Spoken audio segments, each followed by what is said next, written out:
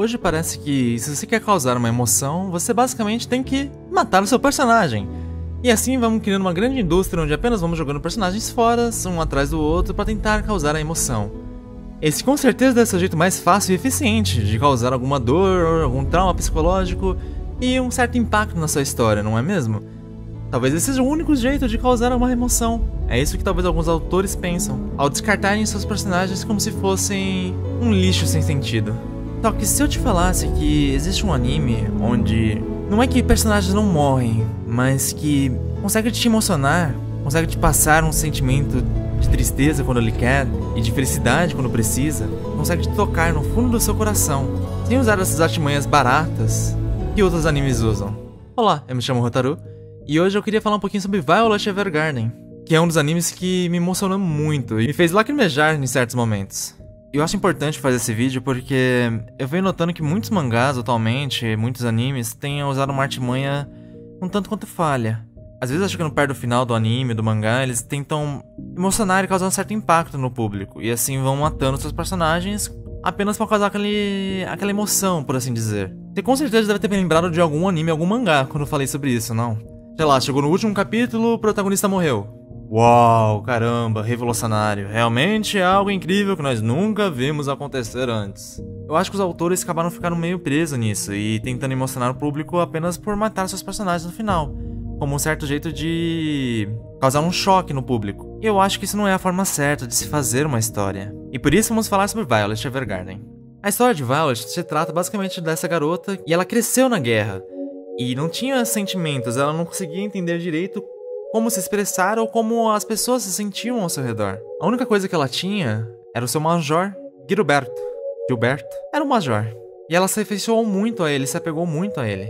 Só que no meio da luta final, a última luta da guerra, ela acaba perdendo seus dois braços e se separando do major. E quando ela acorda sozinha no hospital, com próteses robóticas no lugar dos braços, a primeira coisa que ela faz é perguntar onde está o major. E a partir daí, nós já começamos a entender que o major, que ela tanto se afeiçoou, o major que antes de desaparecer disse que amava a Violet, talvez já não esteja mais entre nós. É nesse ponto que a história começa, a grande jornada da Violet de tentar entender o que significava aquelas últimas palavras do major, o que significava ele ter dito para ela, eu te amo. E Violet é um anime muito bonito nessa quesito, é um anime que consegue tratar todas as sutilezas dos sentimentos, aquelas coisas que às vezes nós queremos falar, mas não conseguimos, de maneira muito sutil e muito bem feita. E um anime que simplesmente te emociona muito em vários episódios. O anime basicamente segue aquele esquema de cada episódio ter uma situação diferente pra Violet passar. Uma carta diferente que ela vai fazer. E durante esses episódios nós vamos vendo a evolução dela. Onde no começo ela era basicamente uma pessoa que não conseguia entender nada do que as pessoas sentiam e levava tudo no literal, para uma pessoa que consegue entender as sutilezas de cada sentimento. Como eu disse, não é como se nesse anime não tivesse mortes. Há sim personagens que morrem durante o anime. Só que os personagens que morrem, que a Violet conhece às vezes para escrever alguma carta para eles, nunca é um personagem que o anime vai tentar te enganar, fazer uma afeição falsa, tentar forçar a afeição para você, para no final te causar a grande surpresa de que ela morre no final. Não, é sempre um personagem que desde o começo você sabe, aquele personagem vai morrer. E em vez disso te causar um distanciamento de beleza, já que aquele personagem vai morrer, eu não vou criar um afeto mesmo pra ele, né? Ele vai morrer no final, né? Por que você fez só com ele? O que acontece é exatamente o contrário. Nós acabamos se envolvendo com a história do personagem, acabamos nos importando muito com o que vai acontecer com ele. Eu posso dar diversos exemplos aqui, como as cartas de amor da princesa e do príncipe, ou aquela outra história das cartas que a mãe fez pra filha, receber uma a cada ano depois da sua morte. Há incontáveis exemplos de histórias que acabam nos emocionando e muito em Violet Evergarden. E o mais interessante que eu reparei quando eu tava assistindo é que em vez de tentar te forçar, te emocionar, simplesmente por trazer aquelas cenas grandiosas de choro que começam do nada, sem parar, Violet faz ao contrário. Em grande parte das cenas tem um certo realismo de as pessoas tentarem segurar o choro o máximo possível. Então aquela cena acaba se estendendo um pouco mais e acaba dando tempo suficiente pra você também não conseguir mais segurar o seu choro. Pois nós vemos os personagens às vezes lutando fortemente pra não tentar deixar uma lágrima cair. Mas conforme nós vamos vendo as lágrimas deles caírem, as nossas caem junto. E o interessante disso tudo é exatamente o ponto de que Os sentimentos são muito bem retratados nesse anime.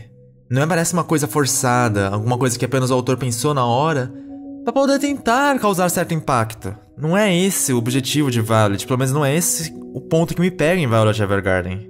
Se nós pegarmos, por exemplo, a história daquele cara que estava fazendo uma peça para teatro, nós vemos todo o amor que ele sentia pela filha e vemos as coisas se escalando cada vez mais, até que tudo se resultar naquela cena linda da Violet pulando sobre a água e ele relembrando da filha, relembrando os momentos. E isso acaba tocando o nosso coração, sim. Por isso eu acho que Violet é um anime tão lindo e tão especial pra mim. Sabe, eu acho que em algum momento fazer finais trágicos se tornou meio que uma moda a ser seguida.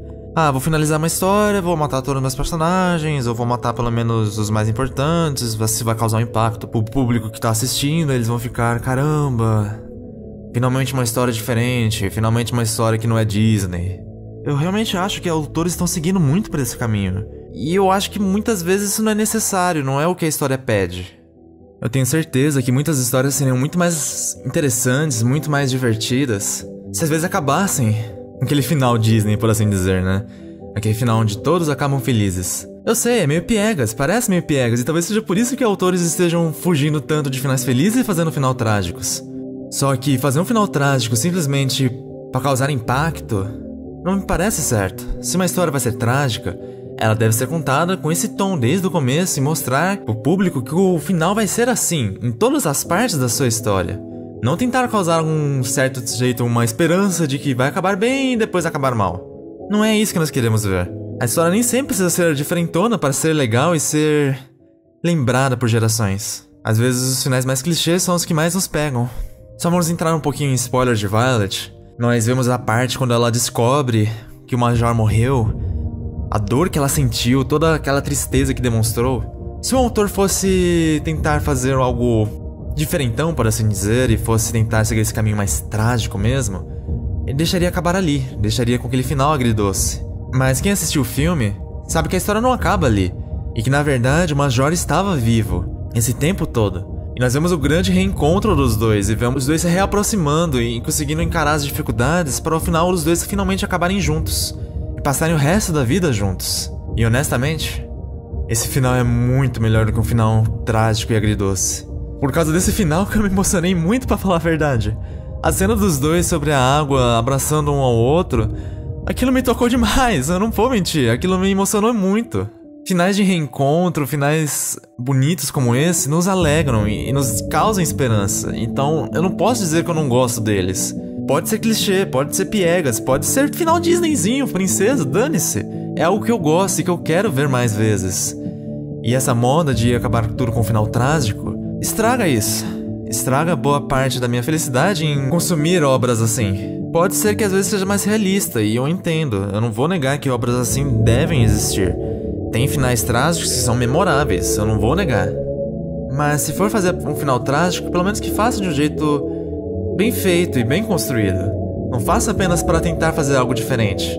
Afinal de contas, há diversas formas de se emocionar contando uma história.